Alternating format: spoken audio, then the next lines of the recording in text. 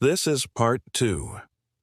In the previous video story start as, on the last day of his sophomore year, the narrator was struck in the face by a baseball bat that accidentally flew from a classmate's hands.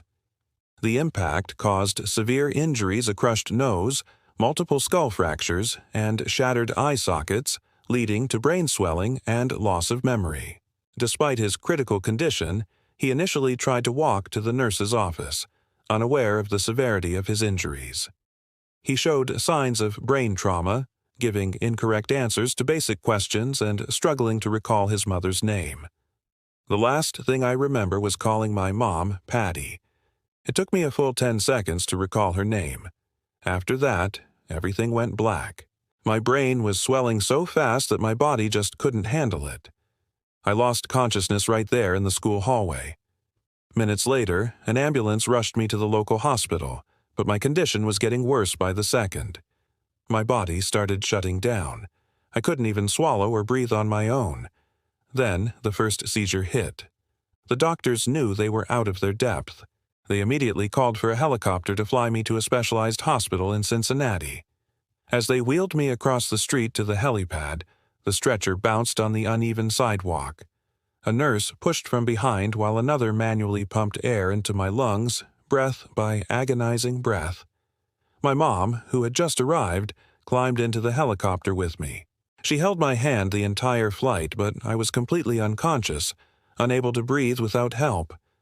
While we were in the air, my dad had the impossible task of going home to tell my brother and sister what happened. I can only imagine the tears he held back as he told my sister he'd have to miss her 8th grade graduation that night. After leaving them with family and friends, he drove to Cincinnati to meet us. When we landed on the hospital roof, a whole team of doctors and nurses was waiting. They rushed me straight to the trauma unit. The swelling in my brain was critical, causing repeated seizures. They needed to operate on my shattered facial bones, but I was far too unstable. After a third seizure, the doctors made a difficult choice. They put me into a medically induced coma and on a ventilator to give my brain a chance to heal. For my parents, this hospital was a place of painful memories.